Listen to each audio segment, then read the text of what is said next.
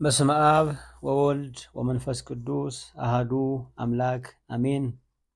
አቤቱ አምላካችንና መድኃኒታችን ኢየሱስ ክርስቶስ በሁሉ የምትሰራ በሁሉ የምትከውን የሰው ልጅን ሁሉ የምትወድ ቅዱስ ያው እግዚአብሔር እናመሰግንሃለን።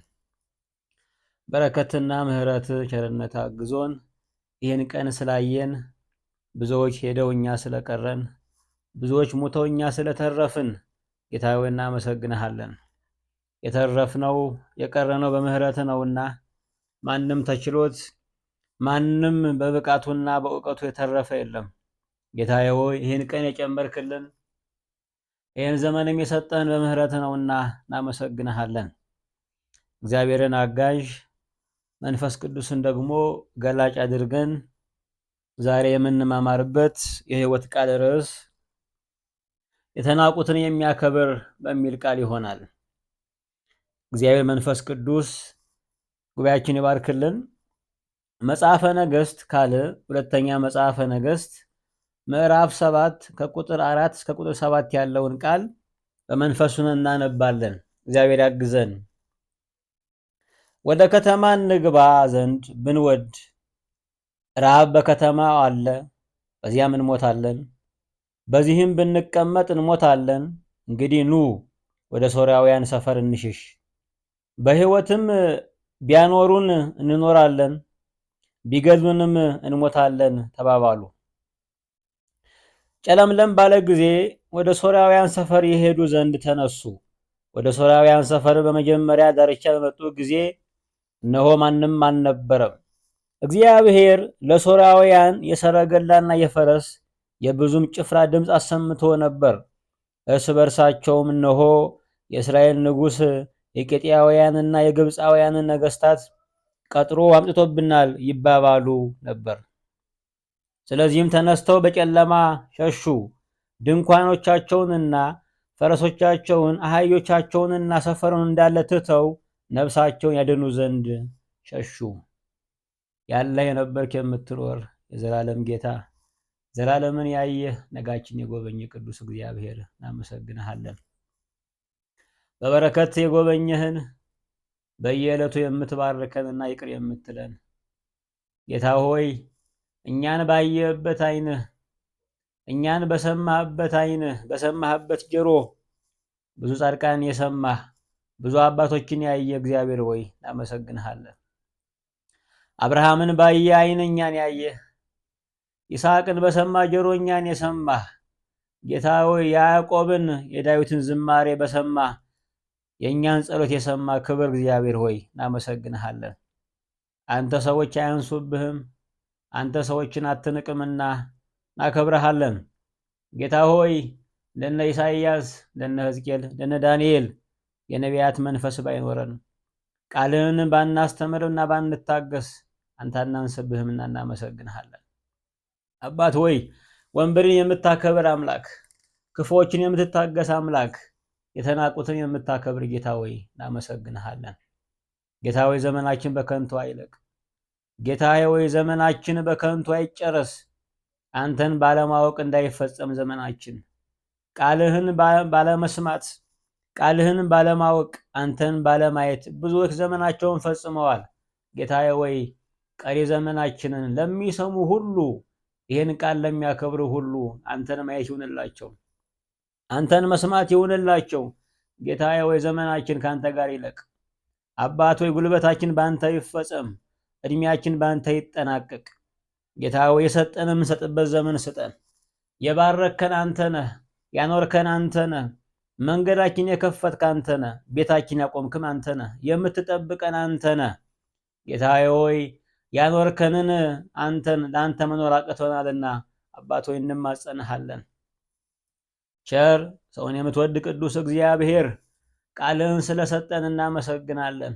እኛን ስላከበርክ ስላናከን ምናምንቴዎችን በወንጌል ቃል ስላስቀመጥከን እንደ ሞተ ውሻ የምንቆጠር ልጆችን በንጉሳዊ ማዕድ በዚህ ውብ ቃልህ ጳውሎስ የሰበከውን ጴጥሮስ የሰበከውን ቃል ደግሞ እኔ ዲዳዋ ልጅ እንዲሰብክ ስለፈቀድክ ደግሞ እናመሰግንሃለን። አንተ ሰው አትንቅም፣ አንተ ሰው አያንስብህምና እናመሰግንሃለን። አሁንም ጌታ ሆይ የምንናገርበትን የህይወት ቃል ማስተዋል ጥበብ ያንተን መንፈስ አድለን። ለሚሰሙ ወንድሞቻችን ደግሞ ለሚሰሙ እህቶቻችን፣ አባቶቻችን፣ እናቶቻችን ደግሞ ጌታ ሆይ የህይወትን መርህ እንድሰጣቸው፣ ጭንቀታቸው እንዲፈታ፣ የቤታቸው ጎዶሎ እንዲሞላ፣ ሸለቋቸው እንዲደለደል ጌታ ሆይ ልጆቻቸው ያመጹባቸው እናቶቻችን አባቶቻችን ልጆቻቸው እንዲመለሱ፣ በሱስ ያለቁ ልጆቻቸው እንዲታረሙ፣ ተስፋ በመቁረጥ ይህን ዓለም በመጥላት ሰማይን በመናቅ መንገዳቸው ሁሉ ጨለማ የሆኑ አንተን ማየት እንዲሆንላቸው፣ እናቶቻቸው እንዲያሳርፉ፣ አባቶቻቸውን ደግሞ እንዲያግዙ ዘመናቸው እንዲጨመርላቸው ቤቱ እንማጸንሃለን። አባት ሆይ ዛሬ ይገባቸዋል ብለህ ሰጠህናል። የተገባንን ቀን ደግሞ ለአንተ እንድንሰጥ የሰጠንን ቀን ለአንተ እንድንሰጥ የሰጠን እድሜ ለአንተ እንድንሰጥ የሰጠንን ዘመን ደግሞ ለአንተ እንድንጨምረው አቤቱ ቸርነት ያግዘን። ጌታ ሆይ ለሚሰሙ በረከትን ስጥ። ጌታ ሆይ ለሚታመኑ ለሚጠባበቁ አንተን ተስፋ ያላደረጉ ደግሞ ቤታቸውን ሙላ። አባት ሆይ እውነተኞችን አንተ አክብር። አንተን የሚሉትን አክብር። አንተን የሚያገለግሉትን አገልግላቸው። አባት ሆይ ለቤተክርስቲያን የሚጨነቁትን ደግሞ ተጨነቅላቸው። ቤታቸውን አንተ ሙላ። እውነት በሚገፋበት ምድር፣ ቸርነት በተናቀበት ምድር፣ ርኅራኄ በሚናቅበት ምድር ላይ ያለ ነው። አባት ሆይ እውነተኛ መሆን አልተቻለም። ክፉዎች በዝተዋል። አመፀኞች ጨምረዋል። አስመሳይ ንፉጎች በጣም አብበዋል። ክፉና አመፀኛ ጌታዬ በሰዎች ሁሉ የሚታዩ የሚወደዱ ሆነዋል። ይህ ዓለም መሳዩን የምትወድ ዓለም ናት። አባት ሆይ እንለምንሃለን ቸርነታችን እንዳይወድቅ ርኅራኄያችን እንዳይጣል አንተን ማየትን ጌታ ዓይኖቻችን እንዳያቆሙ ሰዎችን በማየት ሁኔታዎችን በማየት አቅማችን በማየት እንዳንሰንፍ ካሰብክልን ተስፋ ካደረክልን ካዘጋጀህልን መንግስት ደግሞ እንዳንጎድል አባቶች ቸርነት ያግዘን። ጌታ ሆይ አንተን በማየት ዘመናችን እንድንገፋ አንተን በማሰብ መንገዳችን እንድንቀድ ዋነኞቻችንን አባቶቻችንን የጸኑትን ሩጫቸውን የጨረሱትን በማሰብ የሰማይን መንግስት እንድንወርስ አቤቱ አንተ አግዘን። ጌታ ሆይ ከሕይወት መጽሐፍ እንዳንደመሰስ ጀምረን ሳንጨርስ አክሊላችን እንዳይነጠቅ በቆማችን እንዳንሞት ጌታ ሆይ ሕያው ስም ተሸክመን ሙት እንዳንሆን አንተ አግዘን። ሰውን ወዳጅ ቅዱስ እግዚአብሔር የሞትክልን የታመንክልን ይቅር ያልክን ደምን ያፈሰስክልን እኛን ሆነ ያከበርክን ጌታ ሆይ ዕፀ በለስ ለቆረጠ ስጋን የቆረስክ የቅጠል ኋላ ፈሰሰ ደምን ያፈሰስ ቅዱስ ክቡር እግዚአብሔር እኛን ስለሆንክ እናመሰግንሃለን። ስላናከን እናመሰግንሃለን። እንደኛ ስለተወሰንክ እናመሰግንሃለን። እንደኛ ስለተራብክ ስለተጠማ ስለታረስክ በሰዎች ስለተገፋ ስለተናክ ምራቅን ስለተቀበልክ ጌታ ሆይ እናመሰግንሃለን። መናቃችን ወርሰ እኛን አከበርከን። ተዋርዳ አከበርከን። ተራቁታ አለበስከን። ጌታ ሆይ እንደኛ ሞተኛን ሕያው አደረከን። መቃብራችን ቀምሰ ሕያው አደረከን። ትንሣኤን ሰጠህን። ጌታ ሆይ እናመሰግንሃለን። የምታከብር ጌታ ሰማይን ጌታ ሆይ ለኛ ያወረስክ መንግስትን የሰጠን ጌታ ሆይ እናመሰግንሃለን። ማንም መንግስቱን አይሰጥም ጌታ ሆይ ማንም ቤቱን እንኳን አያወርስም። አንተ ግን መንግስትን ሰጠን፣ ልጅነትን ሰጠን። እናመሰግንሃለን ጌታ ሆይ ክብር ምስጋና ለስምህ ይሁን። ዘመናችን አይለቅ፣ እድሜያችን አይፈጸም። አንተን ሳያውቁ ሰዎች እንዳይሞቱ ጌታ ሆይ ፍቅርን ሳይረዱ ሰዎች እንዳይሞቱ በገንዘብ ፍለጋ በኑሮ ብቻ ባክነው ባላቸው የህይወት መስክ ሁሉ ጌታ ሆይ ባክነው እንዳያልቁ አንተን ሳያውቁ እንዳይሞቱ የምትጥመውን የምታሳርፈውን የምትወደደውን ዘመንን የምትባርከውን በእሳት ውስጥ መንገድ ያለህን በአውሎ ንፋስ በወጀብ ውስጥ መንገድ ያለህን ጌታ ሳያውቁ እንዳይሞቱ እንደተሰቃዩ እንደተንከራተቱ ጌታዬ ሆይ አቅም ሳያገኙ በድካም በበሽታ ዘመናቸው እንዳያልቅ አንተ ምሕረት አድርግላቸው። ጌታዬ ሆይ እናመሰግንሃለን። አስበን ደግሞ ያሉትን ጌታዬ ሆይ አንተ በትልቅ ልብ በተባረከ በረከት በማይጎል ቸርነት አንተ አስባቸው። ጌታዬ ሆይ የታመሙ ሰዎችን እንድትፈውስልን የታረዙ ሰዎችን እንድታለብስልን ሰው የማያቸውን ሰዎች አንተ እንድትመለከትልን እንማጸንሃለን። ለሀገራችን ሰላም ለሀገራችን ቸርነትን አድርግላት። ጌታዬ ሆይ ጉባኤያችን በስም የተባረከ ይሁን። የእግዚአብሔር አብ ቸርነት፣ የእግዚአብሔር ወልድ ፍቅር፣ የእግዚአብሔር መንፈስ ቅዱስ ርኅራኄ ከሁላችን ጋር ይሁን። አሜን። የአምላካችን የእግዚአብሔር ስም የተባረከ ይሁን። እግዚአብሔር አግዞን ርዕሳችን የተናቀን የሚያከብር በሚል ሐሳብ እንማማራለን። የተከበረን ማክበር፣ የተሰማን ሰው መስማት፣ የሚወደዱ ሰዎችን መውደድ፣ ከፍ ከፍ ያሉ ሰዎችን ማየት፣ ዝነኞችን መከተል ለሁሉ የተቻለ ስራ ነው። ስራቸው የሚያስገድዱ ናቸው። ጥሩነታቸው ያስገድዳል። ጥሩ ሰዎችን ማድነቅ ጥሩነታቸው ያስገድዳል። ክርስቲያን ማለት ግን የተናቀን የሚያከብር ማለት ነው። ሰዎች የማይሰሟቸውን፣ ሰዎች ጆሮ ያልሰጧቸውን፣ ፊት የነሷቸውን ሰዎች መስማት ነው ክርስትና ማለት። የተዋረደን ማዋረድ፣ የተናቀን መናቅ፣ የተገፋን መግፋት፣ ፊት የተሰጣቸውን እነሱን ፊት መንሳት፣ ይሄ ለሁሉ ይቻላል። ክርስቲያን ማለት ግን ፈውሶ፣ ክርስቲያን ማለት ባርኮ ቀድሶ ሞልቶ የሚያይ ነው። ያማኝ ሰው ባህሪ፣ የመንፈሳዊ ሰው ባህሪ ይህ ነው። ጎደሎውን ሞልቶ የሚመለከት፣ በሽተኛውን ፈውሶ የሚያይ፣ የተናቀን አክብሮ የሚመለከት፣ ሰው የማያያቸውን ፈልጎ የሚሰማ፣ የተገፉትን የሚደገፍ ነው። ያ ነው ክርስትና ማለት። የተዋረደን ማዋረድ፣ የተናቀን መናቅ፣ የወደቀን መጠቅጠቅ፣ ሀገር የገፋቸውን መግፋት፣ ይሄ ቀላል ውድቀት ነው። ክርስቲያን የተናቀን የሚያከብር ነው። ክርስቲያን መልኩ የአምላኩ መልክ ያለው ነው። ክርስቶስን የሚመስል ነው። ክርስቶስ ማለት በተናቀ መካከል የተገኘ ነው። ለተናቁት ክብር ለመሆን፣ ለተገፉት ቤት መጠለያ ለመሆን፣ ለተናቁት ሰዎች በሙሉ መካከል ጌታን እናየዋለን። በቀራጭ መካከል፣ በኃጢአተኛ መካከል፣ በተገፉት መካከል በዚያ ውስጥ ክርስቶስ ነበር። በታናሾች መካከል ክርስቶስ ነበር። ታናሽን ያተለቀ እግዚአብሔር ነው። የተናቁ ሰዎች፣ ሰው ያሳነሳቸው ሰዎች፣ እንደኛ የማያስቡ ሰዎች፣ እንደኛ ያልለበሱ፣ እንደኛ ያልተገነዘቡ፣ እንደኛ ጾመኛ፣ እንደኛ ሃይማኖተኛ፣ እንደኛ ጨዋ፣ እንደኛ ደግ ያልሆኑ ሰዎችን እንንቃለን። ሁሉም የመናቅ መንፈስ አለበት። ታቹንም ላዩንም፣ የተማረ ያልተማረ፣ ድሃውን አፍታሙን፣ ቀኝ ግራ አንልም። ሁሉም ሰው በልኩ በደረጃው ይንቃል።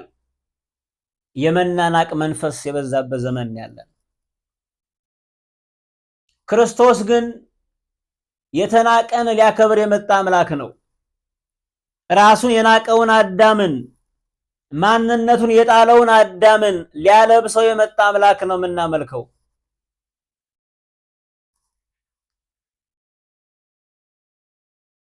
ሰው የሚያንስበት ሰው እግዚአብሔር ያነሰበት ሰው ነው።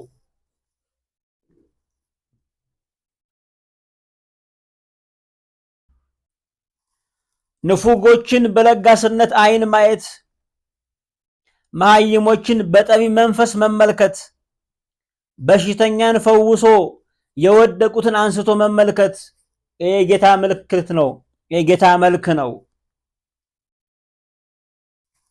ያችን ሴት ሳምራዊቷን ሴት በቀትር 6 ሰዓት ውሃ ልትቀዳ የወጣች ሀገር የናቃት ሀገር የገፋት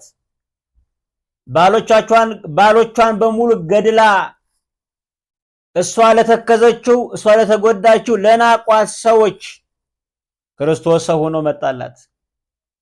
በ6 ሰዓት ቀትር ሊያናግራት መጣ። እሱ የተናቀን ያከብራል። ከህዝብ ጋር ቀላቀላት። እሱ የተናቀን የሚያከብር አምላክ ነው።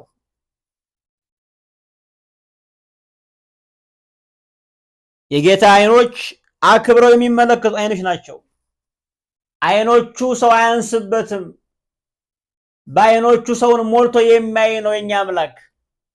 ያችን ሴት በቤተ መቅደስ ላይ 2 ሳንቲም የጣለችውን ሴት ጌታ እንደዚህ አላት፣ ይቺ ሴት ከሁሉ አብልጣ ጣለች፣ ትዳሯን ሁሉ ጣለች አለ። ሰው የሚያይ የገንዘብ ክምችትን ነው። እግዚአብሔር ግን የልብ መከፈትን ይመለከት ነበር። እግዚአብሔር ልቧን አከበራት። እግዚአብሔር የተናቀ የሚያከብር አምላክ ነው። እርሱ ምናምንቴዎችን ስፍራ ይሰጣል። መጽሐፍ ቅዱስ ስናነብ መጽሐፍ ቅዱስን ስናይ እግዚአብሔር በተናቁት የሰራው መጽሐፍ ነው። እግዚአብሔር በኃያላን እግዚአብሔር በጠቢባን በጉልበተኛ ሰርቶ አያውቅም። እግዚአብሔር ለዘመናት ያበራባቸው ሰዎች የተናቁ ሰዎች ናቸው።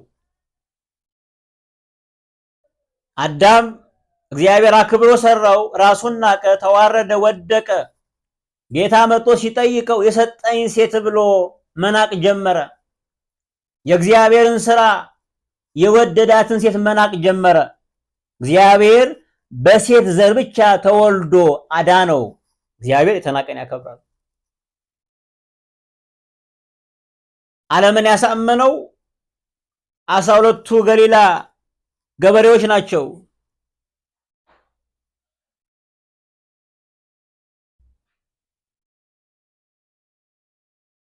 እሱ በገበሬ ዓለምን አጠመቀ። ዕውቀት የሌላቸውን ያልተማሩትን የገሊላ ገበሬዎችን ዓለምን ለማሳመን እርሱ መረጠ። የዓለምን ጠቢባን ለማሳፈር እግዚአብሔር የዓለም ምናምንቴዎችን መረጠ። የዓለም ኃያላንን ለማድቀቅ እግዚአብሔር የዓለም ደካሞችን መረጠ። እግዚአብሔር በተናቀ ይሰራል። በቤቱ የተናቀውን ዳዊት ከ7ቱ ልጆች ብላቴና የነበረውን ዳዊት በዓይን የማይገባውን ያ ዳዊት እረኛ የተናቀውን እግዚአብሔር ያነገሰው። 7ቱ ላይ ዘይቱ ደርቆ በተናቀው ላይ ፈሰሰ። እርሱ የተናቀን ያከብራል። ሳኦል አህያ ጠፍቶት ፍለጋ ወጥቶ አህያ ፍለጋ የወጣውን ሰው አንግሶ መለሰው። እሱ በተናቀ ይሰራል። ወንድሞቹ ንቀው የሸጡት ዮሴፍ፣ ወንድሞቹ አድመው ሸጡት ዮሴፍን። እስራኤላውያን የረሃብ ዘመናቸውን የተሻገሩት በዚህ ሰው ነው። እግዚአብሔር በተናቀ ይሰራል። ማን ነው የ75 ዓመት ሽማግሌን ሰው የሚጠራ? አብርሃም በ75 ዓመቱ እግዚአብሔር ለዓላማ ጠራው። እግዚአብሔር አይመሽበትምና እግዚአብሔር ጥሮታ የለውምና እግዚአብሔር በየትኛውም ዘመን በየትኛውም እድሜ በየትኛውም አቅም ይሰራል። የክርስትና ትልቁ መስፈርት አቅም የለኝም ማለት ነው። የክርስትና ትልቁ መስፈርት ጎዶሎ ነኝ፣ ደካማ ነኝ፣ አንተ ሙላብኝ ማለት ነው። አንተ በእኔ ስራ ማለት ነው። እግዚአብሔር ሰው አያንስበትም። የተናቀን ማክበር ብቻ አይደለም፣ እግዚአብሔር ትዕቢተኛንም ያዋርዳል። እግዚአብሔር በደሙ ሲዋጀን የመጀመሪያው የገነትን በር የከፈተው በወንበዴ እጅ ነው። በወንበዴ እጅ ነው የገነት በር የተከፈተው። እግዚአብሔር የተናቀን ስለሚያከብር ሙሴ በጉልበት ዘመኑ በ40 ዓመቱ በልዑልነት ወንበሩ ሳለ የልዑል ልጅ ሳለ የፈርዖን ልጅ ሳለ አልሰራበትም። በ80 ዓመት እረኛ ሳለ በበረሃ ሳለ ግን ሕዝብ ሊያወጣ ተጠራ። እግዚአብሔር በተናቀ ስለሚሰራ እሱ የተናቀን ስለሚያከብር ያን ፈሪ ጌዲዮንን በወይን መጭመቂያ ውስጥ እንደሚያበጥረውን እግዚአብሔር ሕዝብ እንዲያወጣ ነፃ እንዲያደርግ ጀነራል አደረገው። የጦር መሪ ያደረገው እግዚአብሔር በተናቀ ይሰራል። ሰው አይነስባችሁ። እኛ ምናከብር ከላይ ያለን ጌጥ ነው። ሰዎች ያንጠለጠሉትን ነገር ነው ምናከብር። ዛሬ የሚከበረው ልብስ ነው። ዛሬ የሚከበረው ሸቀጥ ነው። ሰውነት አይከበርም። ሰዎች ለምን ነው የሚያንሱብን? እንደኛ ስለማያስቡ፣ እንደኛ ስላልተዋቡ፣ እንደኛ ስላላጌጡ፣ እንደኛ ስለማያስቡ ነው። እንደኛ ጤነኛ ካልሆኑ ሰዎች እንንቃለን። ሰዎች ሲደክሙ የደከማችሁበትን ዘመን ማሰብ ነው። ሰዎች ሲወድቁ የተንገዳገዳችሁበትን ዘመን ማሰብ ነው። ሰዎች ሲያመነዝሩ፣ ሰዎች ኃጢአተኛ ሲሆኑ እኛ አስበን የእግዚአብሔር ምሕረት ስለከለከለን ነው። ክርስቲያን የተጠራው ለመራራት ነው። ሊራራ የተጠራ ነው። ክርስቲያን ሊፈርድ አልተጠራም። ለመፍረድ ሳይሆን ለርኅራኄ የተጠራን ሰዎች ነን። በየትኛውም ጊዜ እግዚአብሔር ሰውን ያነሳል። እግዚአብሔር ምናምንቴዎችን ያከብራል። እግዚአብሔር ግፈኞችን፣ አመፀኞችን፣ ገዳዮችን ጊዜ ይሰጣል። ሰውን መናቅ እግዚአብሔርን መናቅ ነው።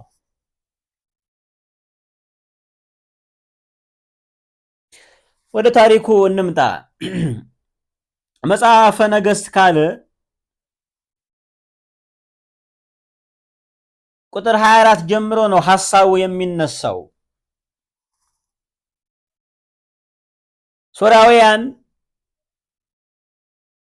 ተነስተው እስራኤልን ሰማርያን ከበቡ። ሰማርያን ሲከቡ በሰማርያ ውስጥ ኃይለኛ ረሃብ፣ ኃይለኛ ጭንቀት ሆነ። ሶርያውያኖች አልተዋጉም ገብተው። ሶርያውያኖች በር ከፍተው አላስወጧቸውም፣ ነገር ግን ከበው አስጨነቋቸው። ስለዚህ በሰማርያ ሀገር ኃይለኛ ረሃብ ተነሳ። እነሆም በዛ ረሃብ ምክንያት አንድ የአህያ ራስ 50 ብር፣ የርግብ ኩስ አንድ ጎመር 1/8 ደግሞ 5 ብር ይሸጥ ጀመረ። አስጨነቋቸው ከበው። ስለዚህ በሀገሩ ኃይለኛ ረሃብ መጣ። ሰማርያ ተሻግረው መጭመቂያቸውን እንዳይጨምቁ፣ ተሻግረው እርሻቸውን ስንዴያቸውን እንዳይወቁ ተከበቡ። ከበው አስጨነቋቸው። ያላቸውን እስኪያጡ የሰበሰቡት እስኪፈጸም ድረስ ከበው አስጨነቋቸው። በረሃብ አለቁ። ዛሬ ከበው የሚያስጨንቁን ብዙ ሐሳቦች አሉ። የያዝነውን ትዕግስት፣ የያዝነውን እምነት፣ የያዝነውን መዳን እንድንጥል የሚፈልጉ ብዙ ከበው የሚያስጨንቁ መንፈሶች አሉን። የዓለም ስራ ይሄ ነው፣ ማደናገር፣ ማስጨነቅ ነው። ያለንን እምነት እንድንዘርፍ፣ በእግዚአብሔር ያለንን ተስፋ እንድንጥል፣ እምነታችንን እንድንኮንነው፣ ደግነታችንን ደግሞ እንድንከሰው ብዙ የሚያስጨንቁን ነገሮች አሉ። ከቦ ማስጨነቅ ነው። ዛሬ የምዕራቡ ዓለም አፍሪካን እንደ መቀነት ከቦ የሚያስጨንቃት ይህን ስራ ለመስራት ነው። ስብዕናን ለመጣል ነው። ማንነትን ለመጉዳት ነው። ዛሬ ሁሉም ዓለም አንድ መልክ እየያዘ ነው። አንድ የግፍ መልክ፣ አንድ የበደል መልክ፣ አንድ የኃጢአት መልክ እየተመለከትን ያለ ነው። ስለዚህ ሶርያኖች ሰማርያን ከበው አስጨነቋት። በዚህም ምክንያት ኃይለኛ ረሃብ መጣ። በዚህ ሀገር አንድ የአህያ ራስ 50 ሰቅል ይሸጥ ጀመረ። በዚህ ሀገር 1/8 ጎሞ የርግብ ኩስ በ5 ብር መሸጥ ጀመረ። ረሃብ የማይበላን ያስበላል።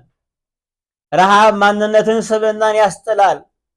ረሃብ ካለንበት የህይወት መልክ ያጠላል፣ ያስጥላል፣ ያጠቁራል። እስራኤላውያን አህያ ለመስዋዕትም ለማዕድም አያደርጉም። የርግብ ኩስም እንኳን ሊበሉ አያዩትም፣ የሚጸየፉት ነው፣ ለማየትም ለመንካትም። ረሃብ ግን ያሳንሳል። ረሃብ ግን የማይፈልጉትን ሐሳብ እንዲጭኑ ያደርጋል። ረሃብ ያንበረክካል። ረሃብ ባሪያ ያደርጋል። በጣም መጥፎ ነገር ነው።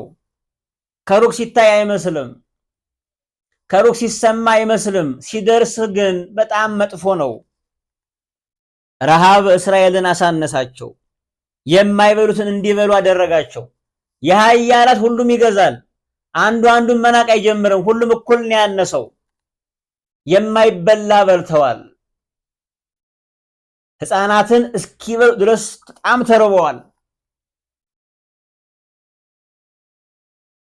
አህያ የበላ ሕዝብ ኩስ የበላ ህዝብ፣ በረሃብ የተጨነቀ ህዝብ ነበር። እንዳይወጡ ጠላት ከቧቸዋል። ውስጥ ደግሞ ይበላ ነገር የለም። ኃይለኛ ጭንቀት፣ ኃይለኛ ረሃብ ሆነ። ሶርያውያን አቅም እንዳላቸው ያውቃሉ፣ ግን ማስጨነቅ ፈልገዋል።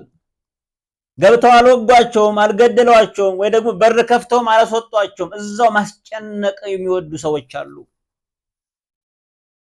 እየለበለቡ የሚገሉ፣ እየገዘገዙ የሚጥሉ፣ እየከረከሙ ከማንነት የሚያፈልሱ በጣም ብዙ ሰዎች ይሄን የሚወዱ ሰዎች አሉ። ማስጨነቅ የሚወዱ ሰዎች ገና ሳይመጡ መጣው እያሉ ቀን የሚያመሹ ሰዎች አሉ። እያንዳንዱ ቀን እንዲመሽብን መጣውብህ እያሉ ማስጨነቅን የሚወዱ ሰዎች አሉ። ዛሬ የምናየው ነው። የማስጨነቅ ወሬ ነው የምንሰማው ሁሉ። እያንዳንዱ ነገር እረፍት አንሰማም። መጽናናት የሚያሰማ ነገር የለም ዛሬ። ሁሉም በየስፍራው ማስጨነቅ ነው። ሶርያውያን ከበው አስጨነቋቸው። የታጠረ ነገር ያስጨንቃል፣ ረሃብን ያመጣል። ሰው ራሱ ላይ ማጠር የለበትም። ራሱ ላይ የሚያጠር የማይሰማ እኔ ለራሴ በቂ ነኝ የሚል ሰው ረሃብ ነው ይመጣበት። ደስታም ቢሆን ካልተካፈሉት የሰበሰቡት ዕቃ በሙሉ የሀዘን መግለጫ ነው የሚሆነው። ሰው ለሰው አስፈላጊ ነው። ሰው አያስፈልገኝም ብሎ ማጠር ጥሩ አይደለም። ረሃብ አለው። ማን ያጽናናል? ማን ያሳርፋል? ኃይለኛ ረሃብ ሆነ። የማይበላ በሉ። ረሃብ በተለያየ ሀገር በተለያየ ዘመን ተፈጥሯል። በእኛ ሀገርም ኃይለኛ ረሃብ እንደነበረ፣ የ77 ረሃብ የሚባል ድርቅ እንደነበረ፣ የሀገራችን ሰው ግን የገዛ ከብቱን እንኳን ስለማይበላ ያሳደገውን ከብት እንደዛ ደቆ አልቆ ከስቶ ሙቷል። በተለያየ ሀገር ጎማ ቀቅለው በልተዋል በረሃብ ምክንያት። በኤዥያ ሀገር እንደምናይ ሁሉን ነገር ነው የሚበሉ። ረሃብ ያመጣው ጣጣ ነው ሁለበላ ያደረጋቸው። ረሃብ ሁሉን እንዲበሉ አድርጓቸዋል። ረሃብ ብዙ ያስደፍራል። በዚህ ጊዜ የእስራኤል ንጉስ የዛ የረሃብተኛ ህዝብ መሪ የነበረው ሰው በቅጥር ላይ መመላለስ ጀመረ። በሰገነት ላይ ሆኖ በዙፋን ላይ ሆኖ የተራበ ሰው አይታይም። ሰገነት ከፍታ ዙፋን ይጋረዳል፣ አያሳይም። የወደቁትን ለማንሳት፣ የተራቆተን ለማልበስ፣ የወደቀን ለማንሳት መውረድ ይፈልጋል። በሰገነት ላይ ሆኖ አዋጅ ማወጅ፣ በከፍታ ላይ ሆኖ መመልከት ረሃብን አያስታግስም። ስለዚህ ንጉሱ በሰገነት ሆኖ የሚሄድ የሚያኮራ ነገር የለም በሀገሩ ላይ። ሰገነትም ያስወጣ ክብር ሲኖር ነው። ዙፋንም የሚያስቀምጥ ሀገር ሰላም ሲሆን ነው። ስለዚህ በቅጥር መመላለስ ጀመረ። ንጉስ የሚያክል ነገር ቅጥር ለቅጥር መመላለስ ጀመረ። ምክንያቱም ህዝብ ተቆጥቶ ነው ያለ፣ ህዝብ ተርቦ ነው ያለ። የሚጮህበት ሰው ይፈልጋል። ህዝብ መፍትሄ ይፈልጋል፣ ሰላምን ይፈልጋል፣ ጥጋብን ይፈልጋል። ይሄ ህዝብ የሚጮህበት ደግሞ መሪው ነው። ይሄ መሪ ሰገነት ላይ ሆኖ ማረፍ ስላልቻለ ቅጥር ለቅጥር ሲመላለስ ታየ። በዚህ መካከል አንዲት ሴት ጌታዬ ንጉስ ሆይ እርዳኝ ብላ ወደ እርሱ ጮኸች። ረሃብ ሁሉን እኩል ያቆማል፣ ሁሉም በአንድ ስፍራ ያገናኛል። ይችን ሴት ከንጉሱ ጋር አገናኛት። ንጉስን አግኝቶ መፍትሄ ማጣት የለም፣ መሪን አግኝቶ መፍትሄ ማጣት የለም ብለን እናስባለን። ግን ንጉስ ማቅሙ ይያዛል። ንጉስ ማይፈታው ችግር አለ፣ መሪ ማይደፍነው መከራ አለ። እግዚአብሔር ብቻ የትኛውን መከራ ይሸፍናል። እግዚአብሔር ብቻ የተዘጋን በር ይከፍታል። እግዚአብሔር ብቻ ማንም የማይችለውን እርሱ ይችላል። ለዚህ እርዳኝ ብላ ጮኸች። የታወቀ ነው፣ ሁሉ ተርቧል። ንጉሱን አግኝታ ምን ፈልጋ ነው የጮኸች? ጮቷ የተለየ ጮት ነው። ንጉሱ ሁሉ እንደተራበ ያውቃል፣ ግን ጮቷ ልዩ ስለሆነ ምን ሆነሻል አላት። የሆነችው ይታወቃል እኮ ረሃብ መጥቷል፣ ግን ጮቷ የተለየ ነበር። አጫጫኋ እንደዚህ አለች። እግዚአብሔር ካልረዳሽ አለ ንጉሱ እርዳኝ ስትለው ስትጨው መጀመሪያ እግዚአብሔር ያልረዳሽን እኔ እንዴት ነው እረዳሻለሁ? ካውድማው ነው ወይስ ከመጭመቂያው ብሎ ተናገረ። ንጉሥ አቅም እንደሌለው ያምነዋል። ምክንያቱም ህዝቡን መቀለብ አልቻለም፣ ጠላትንም ሄዶ ማሸነፍ አልቻለም። በር ከፍቶ እንዳይዋጋ አቅም እንደሌለው አስቧል። እግዚአብሔር ያልረዳሽን እኔ እንዴት ነው የምረዳሽ አለ። እውነት ነው። እግዚአብሔር ያልረዳውን ማንም አይረዳውም። እግዚአብሔር ያላከበረውን ዓለም ሁሉ ተሰብስቦ አንቱ አንቱ ቢለው መክበር አይችልም። ክብር ያለው እግዚአብሔር ነው። እግዚአብሔር የማይወደውን ማንም አይወደውም፣ ቢወደውም ውሸት ነው። ያለ እግዚአብሔር የጀመሩ አይፈጽሙም፣ ቢፈጽሙም እንደገና ይጀምራሉ። እግዚአብሔር የዘጋውን ማንም አይከፍትም፣ እግዚአብሔር የከፈተውን ማንም አይዘጋም። እግዚአብሔር ያከበረው ማንም አያዋረድም፣ እግዚአብሔር ያዋረደውን ማንም አያከብርም። እግዚአብሔር ያጸደቀውን ማንም አይኮንንም፣ እግዚአብሔር የኮነነውን ማንም አያጸድቅም። እሱ የከፈተውን የሚዘጋ የለም፣ የዘጋውንም የሚከፍት የለም። እግዚአብሔር የወደደውን የሚጠላ የለም፣ እግዚአብሔር የጠላውንም የሚወድ የለም። እግዚአብሔር ያልረዳሽን እንዴት እረዳሻለሁ አላት። እግዚአብሔር የዘጋባቸው እኛ መክፈት አንችልም። እግዚአብሔር ያልረዳቸውን ሰዎች እኛ ምንም ርኅሩህ ብንሆን አንችልም መርዳት። ከኛ በላይ ርኅሩህ እሱ ነው። ከኛ በላይ የሚያዝን እርሱ ነው። አንዳንድ ጊዜ ከእግዚአብሔር በላይ አዛኝ ለመሆን እንሞክራለን። አስመሳይነት ነው ይሄ። እግዚአብሔር የሁሉ አዛኝ ነው፣ ርኅሩህ ነው። እግዚአብሔር ካውድማው ነው ከመጭመቂያው ነው ብሎ ተናገረ። እውነት ነው። ንጉሱ አቅም ያለው ካውድማው ነው። ንጉስ ከመጭመቂያው ነው የሚረዳ። እግዚአብሔር ከምንም ይረዳል። ንጉሱ ጎተራውን ሲያይ ምንም የለም። እግዚአብሔር ግን ከዚያ በላይ እጆቹ ዝርጉ ናቸው። ምን ሆነሻል አላት። እሷ እንደዚህ አለች። ይቺ ሴት አለች፣ ከጎኗ ሴት አለች ማለት ነው። ይቺ ሴት ዛሬ እንድንበላው ልጅሽን አምጪ፣ ነገም ልጄን እንበላለን አለችኝ። መጽሐፍ ቅዱስ ላይ ከተነገሩ ታሪኮች መካከል በጣም የሚያሳዝን ታሪክ ይሄ ታሪክ ነው። የሰው ልጅ ጭካኔ የሚያሳይ ታሪክ ነው። የሰው ልጅ ተችሎት አምላኩን ሰቅሏል። ሰው ተችሎት እግዚአብሔር በሰው መልክ መጥቶ የሰውን ስጋ ለብሶ መጥቶ አምላክን ሰቅሎ ተችሎታል። አምላክን ገሎ ተችሎታል። ሰውን መታዘብ መድከም ነው። ሰው ምንም ያደርጋል። እንዴት እንዲያደርገኛል አትበሉ። እንዴት በእኔ ላይ እንደዚህ ያደርጋል አትበሉ። በአምላክም ላይ ያደርገነዋል። አምላክን የገደለ ሰው ምንም ያደርጋል። ንጉሱ ይህን ሰማ። ይቺ ሴት ሐሳቡን ያመጣችው እርሷ ናት። ይሄን ሐሳብ ማምጣት ራሱ በጣም ምን አይነት አእምሮ እንደሆነ እንናገራለን፣ እንፈርዳለን። ሰው እንዴት ልጁን ሊበላ ያስባል? ሐሳቡን ያመጣችው እሷ ናት። ዛሬ አንቺ ልጅ እንብላ አለች፣ ነገ ደግሞ ይሄን እንበላለን ብላ ሐሳብ አመጣች። ስለዚህ ልጄን አለች ቀቅለን በላ ነው።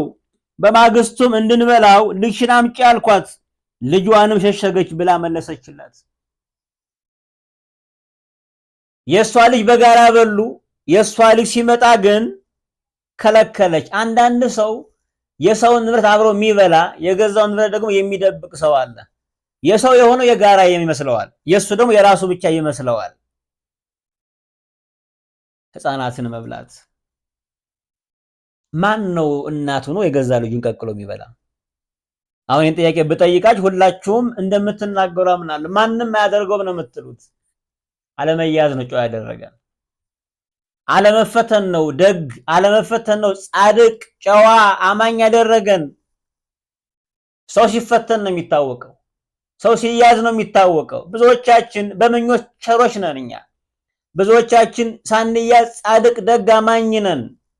አማኝ ሲፈተን ነው፣ በበሽታ ሲፈተን፣ መከራ ሲመጣ ያኔ ነው የሚበጠረው። ብዙዎች ገንዘብ ሳይመጣ ደግ መሆኑን ይናገራሉ። ገንዘብ ባገኝ ብዙዎችን እረዳለሁ ይላሉ። ገንዘብ ሲመጣ ግን ስስቱ ይገላቸዋል፣ ኮዳምነቱ ይገላቸዋል። ሰው ሲፈተን የታወቀ ነው። አትፍረዱ። መጽሐፍ ቅዱስ ሲናገር ወደ ፈተና እንዳትገቡ ትጉና ጸልዩ ነው የሚለው። አንዳንድ ጊዜ የምንሰማቸው ነገሮች በጣም ነው የሚረብሹት። የ7 ዓመት ልጅ የ9 ዓመት ልጅ ደፈረ ሲባል እንሰማለን። መጸለይ ነው የሚገባው። ማንም በዛ ስፍራ መውደቅን የጠበቀው እግዚአብሔር ነው። እንዳናደርገው የከለከለን እግዚአብሔር ምሕረት ነው። እኛም ንፉጎች ነን፣ እኛም በደለኛ ነን፣ እኛም ኃጢአተኞች ነን። በማንም ላይ መፍረድ አይገባንም። ማንንም ልንንቅ አልተጠራንም። እግዚአብሔር የትኛውም ሰው ያጸድቃል። እግዚአብሔር ማንም ሰው ሁሉም ዓለም ሁሉ የዘጋበትን በር ይከፍትለታል። አንዳንድ ጊዜ የክፉ መንፈስ ስራ ነው። አጋንንት ሲወዳጃቸው ይህን ስራ የሚያደርጉት። ሰው በአእምሮ እንደዚህ አያደርግም። ሰው በመንፈሱ እንደዚህ አያደርግም። ሕፃናትን ቀቅለው በሉ። የገዛ ሕፃኗን ልጇን ቀቅላ በላች። እንዴት ያለ ረሃብ ነው! ልጅ የሚያስበላ ረሃብ። በማግስቱም ይላል ደግሞ በአንድ ቀን ነው አንድ ሕፃን የጨረሱ። የሚገርመው ደግሞ እሱ ነው። አንድ ሕፃን፣ 2 ሴቶች ናቸው። አንድ ሕፃን ቀቅለው በልተዋል። በማግስቱ ደግሞ ያችን አምጪ ስትባል ልጇን ሸሸገች። የሰው ልጅ በልታ የራሷ ልጅ ደግሞ ሸሸገች። አውሬ ያደርገዋል። አውሬ የሌሎችን ግልገል አሳዶ የገዛ ልጁን ግን ይሸሽጋል። ልጃቸው የሚበሉ አውሬዎች አሉ። ድመት ልጇን ትበላለች፣ ውሻ ልጇን ትበላለች። የአውሬ ባህሪ ነው የገዛ ልጅን መብላት። ዛሬም ሕፃናት ይበላሉ። ዛሬም ዘመናዊ ዓለም ሕፃናትን ቀቅሎ ባይበላም ግን አእምሯቸውን ይበላል። በስርዓቱ እንዳያድጉ ዛሬ ዘመኑ እየበላን ያለ ሕፃናትን በስርዓተ ትምህርቱ ላይ በሕግ ተደንግጎ ሕፃናት ዛሬ ይበላሉ። በእግዚአብሔር ሕልውና እንዳያድጉ ዛሬ ሕፃናት እየደቀቁ ነው ያሉ። ሕጉ ሁሉ የሚያሳፍር ነው። ጾታን መቀየር፣ ማንነትን አለመግለጽ፣ እናት አባት በልጅ መብት የለውም። ዛሬ ከሕግ በላይ ሆኗል። ይሄ ሕፃናትን መብላት ነው። ሕፃናትን መሰዋት ነው። ንጉሡ ይህን ሲሰማ ልብሱን ቀደደ። እስካሁን አለመቅደዱ የሚገርም ነው።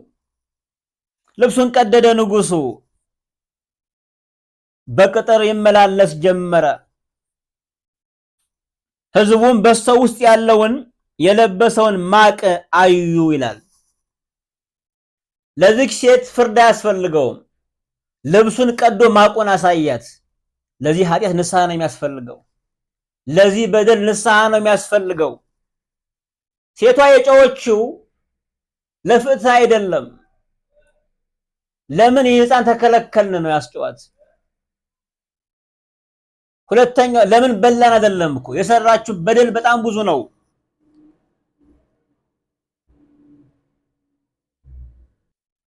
መፍትሄው ንስሐ ነው። ማቁን አሳያት፣ ማቅ ለበሽ አላት። እንደዚህ አይነት በደል በማቅ ነው የሚሻገረው። ማቁን ለብሶ በቅጡ ተመላለሰ ንጉሡ። አዘነ በጣም። እነሱ ሲያደርጉት እኔን ያክል አላዘኑም። እሱ ግን ሰምቶ ታወከ። አንዳንድ ነገሮችን እኛ ሰምተን ምን ያህል ነው እንደምንታወቅ ሰዎች አድርገውት ግን ምንም አይሰማቸውም። የልብ መደንደን ነው፣ የመንፈስ መታወክ ነው፣ የአጋንንት ወዳጅ መሆን ነው። ይሄ ሰዎች ያደርጉታል፣ እኛ መስማታችን ያውከናል፣ ይረብሸናል። የመንፈስ መታወክ ነው ይሄ።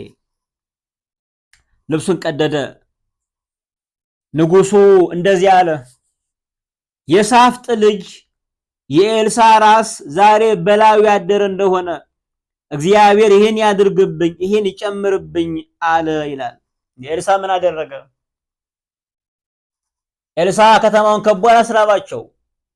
ነብዩ ኤልሳ ከተማውን ከቦ አላስጨነቃቸው። የረሃቡ ምክንያት ጠላት ጦር ነው፣ የሶሪያ ጦር ነው።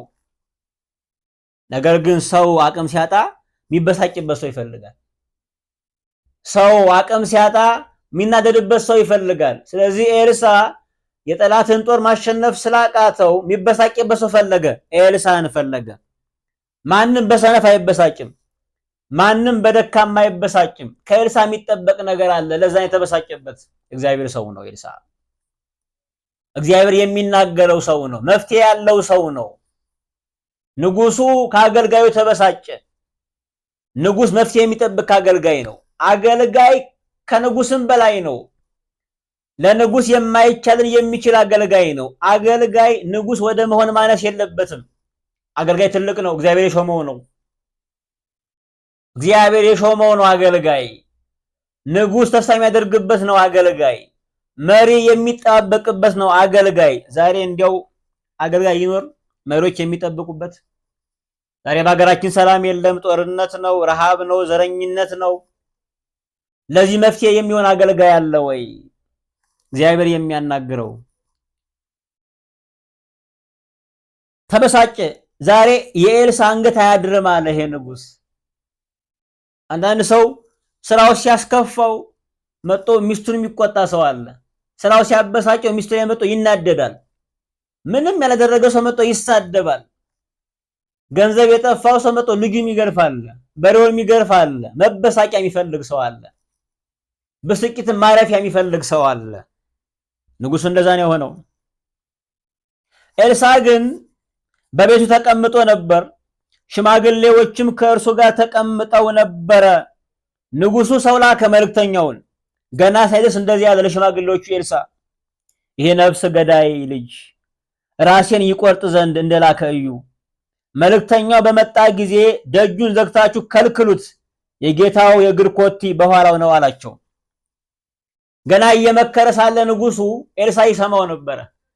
ኤልሳ መንፈሳዊ ጆሮ ያለው ሰው ነው። ኤልሳ በየትኛውም ስፍራ ሆኖ የሚሰማ ነው። በሶርያውያን መንግስት በቤተ መንግስት ሆኖ የሚመከረው ምክር እየሰማ ለንጉስ ይነግር ነበር። ንጉሱም ያመልጥ ይተርፍበት ነበር። ይሄ የሚያደርግ ድንቅ ነብይ ነው። ጆሮዎቹ ከየትም አቅጣጫ ይሰማሉ። እንዲያው ዛሬ ይሄ ጸጋ ቢኖረን እናስቀምጥ ይሆን? ከሩቅ ቦታ መስማት ብንችል፣ ሩቅ ቦታ የሚመከር ምክር መስማት ብንችል፣ ጆሮአችን የሚያዘነብለው የሚያሙን ሰዎች ላይ ነው። ማን ነው የሚያማን ነው የምንለው? ጆሮአችን ቀስረን የሚያሙትን መስማት ላይ ነው የምንውለው። ዛሬ ቤተ መንግስት የሚመከረው ምክር መስማት ብንችል ቁጭ ብለን ቤታችን ዩቲዩብ ነው የምንከፍትበት። የሰዎችን ገመና ስናጋልጥ ነው የምንውለው። እግዚአብሔር ግን ጸጋን የሚሸከም ሰውን ያውቃል። እግዚአብሔር እንደ ምድር ነገስታት ሁሉን አይሾምም። እግዚአብሔር የምንከብርበትን በር ብቻ ይከፍታል። እግዚአብሔር አዋቂ ነው። ጸጋን ለባለጸጋው ነው የሚሰጥ። ጸጋ ብዙ ነው፣ ለባለጸጋው ይሰጣል። ዛሬ እንደ ቅዱሳን እንደ ጻድቃን እንደ አባቶቻችን ክንፍ ብናወጣ እንደ ተራ ነገር ነው የምንበርበት። እግዚአብሔር ያውቃል፣ አናስቀምጥም እኛ። እግዚአብሔር የሚገባንን ይሰጣል፣ የሚያስፈልገን እግዚአብሔር ይሰጠናል። ኤልሳ የኤልያስ ደቀ መዝሙር ነው። ኤልሳ 12 ጥማድ በሬ ነበረው የሚያርሰው። ኤልያስ ተከተለኝ ሲለው 12 ጥማድ በሬውን ትቶ የኤልያስን እጅ ማስታጠብ ነው የጀመረው። አገልግሎት የተጀመረው በዚህ ነው። ራሱን ዝቅ አድርጎ ነው የተጀመረው። እግዚአብሔር ተናቀን ያከብራል። ክብር ያለው ራስን በመናቅ ውስጥ ነው። ክብር ያለው ራስን ንቆ እግዚአብሔርን በማክበር ውስጥ ነው። ኤልሳ ራሱን ስለናቀ እግዚአብሔር አከበረው። የኤልያስን እጅ ማስታጠብ ጀመረ። 12 ጥማድ በሬ ያርስ ነበረ፣ ባለጸጋ ነበረ። ራሱን ባዶ አደረገ፣ እግዚአብሔር ሞላበት። ኤልያስን እንኳን ሲጠይቀው ምን ላድርግልህ ሲለው ያለው ጥያቄ የሚገርም መልስ የመለሰው። እግዚአብሔር ሰውን ሲናገረው በአንተ ላይ ያለው መንፈስ በእኔ ላይ እጥፍ ይሁን አለ። ይሄ ነው የሚለመነው። እኛ ዛሬ የምንለምነው ከሰዎች ያለውን ገንዘብ ነው። እኛ እግዚአብሔር የምናስጨንቀው ሰዎች ያሉበትን የህይወት መልክ ስጠን ነው። የነሱን ገንዘብ የነሱን ቤት ነው የምናስጨንቀው። የሰዎችን ትዕግስት አንጠይቅም። በአባቶቻችን በነቢያት መምህራኖቻችን ላይ ያለውን ጸጋ እጥፍ ይሁን ብለን አንለምንም። አባት ሆይ በእነሱ ያለውን ትዕግስት በእኛ ላይ እጥፍ አድርገው፣ ደስታቸውን እጥፍ አድርግን በእኛ ላይ። ይሄን የሚለምን የለም። ልመናችን ሁሉ ሸቀጥ የሆነ ልመና ነው። ኤልሳ ግን ድንቅ ነው። እንደ ሰለሞን ጠቢቡ እግዚአብሔር ምን ልስጥ ሲለው ምንድን ነው ያለው? ጌታዬ ሆይ ጥበብ ስጠኝ ነው ያለው። ጥበብ ለመነ፣ ገንዘብ ተጨመረለት። ጥበብ ለመነ፣ ሀብት ተጨመረለት፣ ሁሉም ተጨመረለት። ሀብት ቢጠይቅ ግን ጥበብ ይጎለው ነበር። የሚለመን ጥበብ ነው፣ የሚለመን ጸጋ ነው። መጽሐፍ ቅዱስ ሲናገር ጽድቁን መንግስቱን እሹ ነው የሚለው፣ ሌላው ይጨመራል ነው የሚለው። እኛ ጽድቅ መንግስት አይደለም የምንለምነው፣ የሚጨመረውን ነው የምንጠይቀው። የሚጨመር ነገር እኮ የለምንም። ጽድቅና መንግስት ነው የሚለመን፣ ሌላ የሚጨመር ነዋ። እኛ ግን የሚጨመር ነገር ስለምንለምን ጽድቁንም መንግስቱንም የሚጨመረን ደግሞ አብረን አጣን ሁሉን ነገር። ኤልሳ የሚገርም ጸጋ ነበረው። ከሩቅ ይሰማ ነበረ፣ ጆሮዎቹ የተከፈቱ ነበሩ። ግን ጸጋውን የሚያውቅ ሰው ነው። ንጉሱ መጣ፣ መልእክተኛው መጣ። መልእክተኛው የእግዚአብሔርን ሰው ንቋል። ቀጥሎ እንደዚህ አለ፣ ይህ ክፉ ነገር ከእግዚአብሔር ዘንድ ነው አለ። ቅዱሳን የናቀ ሰው፣ የእግዚአብሔርን ሰው የናቀ ሰው ቀጥሎ እግዚአብሔርን ነው የሚንቅ። ጻድቃንን ቅዱሳንን መናቅ ቀጥሎ ያከበራቸውን ነው የሚያስንቀን። አጋንንት እንደዛ ነው ስራው። ዳርዳርታው እንደዛ ነው።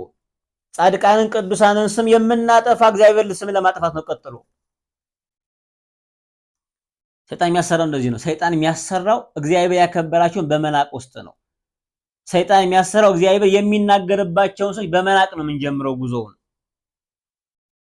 ኤልሳ የእግዚአብሔር ሰው ነው። መልእክተኛውን እንደዚህ አለው፣ ይህ ክፉ ነገር አለው ከእግዚአብሔር ዘንድ ነው አለው። እግዚአብሔር እንደዚህ አላከፋባቸውም፣ ስራቸው ነው። እግዚአብሔርን ገና እንጠብቅ ዘንድ ምንድነኝ አለ እና ምን ሊያደርግ ፈልጓል? ኤልሳ እንደዚህ አለው። ኤልሳም የእግዚአብሔርን ቃል ስማ አለው። ራሱን ሊቆርጥ ለመጣ ሰው፣ የሚያመልከውን አምላክ እግዚአብሔርን የናቀን ሰው የምስራች ይዞ ጠበቀው። የእግዚአብሔር ሰው እንደዚህ አይነት ሰው ነው። አማኝ ክርስቲያን እንደዚህ አይነት ሰው ነው።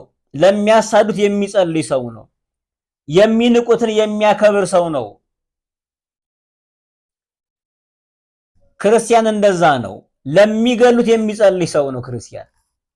ኤልሳ ሊገሉት ለመጡ ሰዎች የምስራች ይዞ ጠበቃቸው። እንደዚህ ይላል፣ ነገ በዚህ ጊዜ በሰማርያ በር አንድ መስፈሪያ መልካም ዱቄት በአንድ ሰቅል፣ ሁለትም መስፈሪያ ገብስ በአንድ ሰቅል ይሸመታል አለ። ይሄ ቃል የሚገርም ቃል ነው። የአህያ ራስ የሚበላ ህዝብ ነው። ኩስ የሚበላ ህዝብ ነው። ኃይለኛ ረሃብ ያለበት ህዝብ ነው። ተጨንቆ ህፃን ቀቅሎ በልተዋል በዚያ ሰዓት። ለዚያ ህዝብ ነው ነገ በዚህ ሰዓት አንድ መልካም ስንዴ ዱቄቱን መልካም ነው በአንድ ሰቅል፣ የአህያ ራስ በ50 ሰቅል የገዛን ሰው መልካም ዱቄት በአንድ ሰቅል፣ ሁለት መስፈሪያ ገብስ በአንድ ሰቅል ትገዛላችሁ አለ። ይሄ ለሚያምን ነው የሚቻል። ይሄ እግዚአብሔር ለሚጠባበቅ ሰው ነው የሚቻል። ይሄ ሰው ሎሌ ግን እንደዚህ ያለው ነው አለ፣ የሰማይ መስኮት እንኳን ቢከፈት፣ ይሄ እንኳን መስኮት ምናየው ቢከፈት ቢያደርግ ይሄ ነገር አይሆንም፣ እንዴት ይሆናል ብሎ ሎሌው ተጠራጠረ። እምነት ማለት እንዴትን ያሸነፈ ጉልበት ማለት ነው። ሁኔታዎችን ካየን፣ አቅማችንን ካየን፣ አቅማችን ያነሰ ነው ማመን አንችልም። እምነት ማለት ግን አሜን ብሎ መቀበል ነው። እንዴት የለውም። የሚያምን ሰው አሜን ነው የሚለው። እንዴት አይልም? እግዚአብሔር ስለሚሰራ በሁሉም መንገዱ ስለሆነ። እግዚአብሔር በንፋስና በአውሎ ንፋስም በወጀብም መንገድ አለው። እግዚአብሔር ያደርጋል እግዚአብሔር ሁሉን ይችላል እግዚአብሔር። የሎሌ ግን ሰማይ እንኳን ቢከፈት አለ፣ ሰማይ እንኳን ቢከፈት የሰማያን ረሃብ እንኳን አያጠግብም አይሸፍንም አለ። የእግዚአብሔርን ክንድ ተጠራጠረ፣ የእግዚአብሔርን ክንድ ሰደበ። እግዚአብሔር ይችላል። ኤልሳ እንደዚህ አለው፣ በዓይኖች ታያለህ፣ ነገር ግን ከዚያ አትቀምስም አለው። የእግዚአብሔር ሰው በረከት ይሰጣል። የእግዚአብሔር ሰው በረከተኛ ያጎላል። ስልጣን አላቸው። ታያለህ ግን አትቀምስም፣ ትደርሳለህ ግን አትወርስም። የበረከቱን ቀን ታያለህ ግን ከበረከቱ አትሳተፍም አለው። የእግዚአብሔር ሰው ከለከለው ከበረከቱ። እኛ ብዙዎቻችን ምናይ የሰበሰቡትን ነው የበሉትን አናይም። የክፉ ሰዎችን የሰበሰቡት ያስቀናናል። ክፎች ያሉበት ስፍራ ያስቀናናል። እኛ ምናየው የሰበሰቡትን ነው፣ የበሉትን አናይም። እኛ ምናየው የያዙትን ነው፣ የወረሱትን አናይም። እኛ ግን ታየዋለህ አትቀምስም። አመፀኛ ያየዋል ግን አይወርስም። የማያምን ሰው ያያል ከቀኑ ይደርሳል ግን አይወርስም። ታየዋለህ ግን አትወርስም፣ አትቀምስም አለው። እስራኤሎች ከግብፅ ሲወጡ በሲና በረሃ ላይ ያጉረመርሙ ነበር። እግዚአብሔርን አያምኑም። በተአምር ያሻግራቸዋል፣ ያጉረመርማሉ። ያሻግራቸዋል፣ ያጉረመርማሉ። ቀይ ባህርን ከፍሎ ያሻገረ ነው። በደመና ጋርዶ ከኋላቸው አለት አድርጎ የአለት ጋሻ አድርጎ ጠላት ቢወረውር እንኳን ጦር የማይወጋቸው ይሄን አምላክ ያጉረመርሙ ነበር። ስለዚህ ያነ ትውልድ የ11 ቀን ጉዞን 40 ዓመት ፈጀበት። ያ ሁሉ የሚያጉረመርም ትውልድ በሙሉ አልቆ ልጆቻቸው ግን ከነዓንን ወረሱ። ሙሴም እንኳን በእነሱ ምክንያት ተራራ ወጥቶ ከነዓንን በሩቅ አያት፣ ግን አልወረሳትም፣ አልገባባትም። የማያምን አይወርስም፣ የሚያጉረመርም አይወርስም። እግዚአብሔር ሁሉን ይችላል። በዓይኖች ታያለህ ነገር ግን አትቀምስም ብሎ ተናገረው። እግዚአብሔር ስም የተባረከ ይሁን። የተናቀን የሚያከብር እግዚአብሔር ነው። እንቀጥላለን ይህን ምዕራፍ። የተናቁትን የሚያከብር ቅዱስ የሆነ እግዚአብሔር ነው። እግዚአብሔር ሰው አያንስበትም። ሰው በዘሩ አይናቅም። ሰው በመልኩ፣ ሰው ባለባበሱ፣ ሰው በጤናው አይናቅም። እግዚአብሔር የተናቀን ያከብራል። እንዳላያቸው የምንላቸውን ሰዎች እግዚአብሔር ያከብራል። አያልፉንም፣ አይሻገሩንም ያልናቸውን ሰዎች አልፈው ይጠብቁናል። አይገባቸውም፣ መሀይም ናቸው ያልናቸውን ሰዎች እግዚአብሔር ያስጠብባል። የኛ መምህር ሆነው ይመጣሉ። ይችን ሴት ባላይበት ስፍራ ያልናቸውን ሴት ምነው ባላየዋት ምንላቸውን እግዚአብሔር ወደናቸው ያንከራተተናል። እግዚአብሔር ተናቀን ያከብራል። ስሜታችን ገዝቶ ሰው እንንቃለን። ሰዎች የናቋቸውን እንንቃለን። ክርስቶስን ስለማናይ ሰዎች እንንቃለን። ራሳችን የተለየ ስፍራ አስቀምጠን ሰዎች እንንቃለን። እግዚአብሔር ግን በተናቀ ይሰራል። እግዚአብሔር ግን በምናምንቴዎች ይሰራል። እግዚአብሔር ስም የተባረከ ይሁን። እንቀጥላለን። ክብሩ ለአምላካችን ለኢየሱስ ክርስቶስ ይሁን። አቤቱ አምላካችን መድኃኒታችን ኢየሱስ ክርስቶስ ስለሰጠን ነገር ሁሉ እናመሰግንሃለን። አንተ የተናቁትን የምታከብር፣ የተዋረደን ስፍራ የምትሰጥ፣ የማይታዩትን የምትታይ፣ ሁሉ ሰው እያየ ያልፎ የሚሄዳቸውን ሰዎች የምታስብ፣ ስፍራ የተነሳቸውን ሰዎች ስፍራ የምትሰጥ እግዚአብሔር ሆይ እናመሰግንሃለን። ሰዎች መሀይም ብለው የናቋቸውን በጥበብ መንፈስ የምታይ፣ ሰዎች አንካሳ ናቸው፣ አይነ ስውር ናቸው፣ አይራመዱም፣ አይንቀሳቀሱም፣ አይሻገሩም ያሏቸውን ሰዎች አሻግረ የምታወርስ ቅዱስ እግዚአብሔር ሆይ እናመሰግንሃለን። ጌታዬ ሆይ ዛሬ መልካቸውን አይተን የናቅናቸው፣ አሳሰባቸውን አይተን የናቅናቸውን ሰዎች በሰማይ ይከሱናል። በሰማይ ሁሉ ውብ ነው፣ በሰማይ ሁሉ አዋቂ ነው፣ በሰማይ ሁሉ መልከኛ ነው፣ በሰማይ ሁሉ የሞላ ነው። ሰማይ አንካሳ የለም፣ ሰማይ ደንቆሮ የለም፣ ሰማይ አላዋቂ የለም፣ ሰማይ መልከ ጥፉ ንፉግ የለም። በሰማይ ሁሉ አዋቂ ነው፣ በጌታ ውበት የተሞላ ነው። ሁሉ በክርስቶስ ሕልውና ስለሚኖር ሁሉ አዋቂ ነው፣ ሁሉ መልከኛ ነው፣ ሁሉ የተዋበ ነው፣ ሁሉ ሙሉ አካል ይዞ ይነሳል። የትንሣኤ አካል ጎደሎ የለውምና እናመሰግንሃለን። አባት ሆይ ለ70 ዘመን ለጥቂት ዘመን የናቅናቸውን ሰዎች እንድናከብር፣ ሰዎችን በስራቸው እንዳንንቃቸው፣ አንተ ነው መናቅ ጌታ ሆይ የመናቅ ስልጣን የለህም እንጂ መናቅ የምትችል አንተ ነህ። ጌታ ሆይ ይሄን ከልባችን አውጣ። የመናቅ መንፈስ፣ ሰዎችን የማቃለል መንፈስ፣ ለሰዎች መንገድ የመዝጋት መንፈስ ጌታ ሆይ ይሄን ከኛ ላይ አውርድ። ቅዱስ ስም የተመሰገነ ይሁን። ለሰሙ ይህን ቃል በረከት አድርግላቸው፣ ቸርነትን ስጣቸው። ለኛ ደግሞ ርኅራኄን አድለን። እግዚአብሔር አብ ፍቅር፣ የጌታ ኢየሱስ ክርስቶስ ጸጋ፣ የመንፈስ ቅዱስ ኅብረት ከሁላችን ጋር ይሁን ለዘላለሙ አሜን።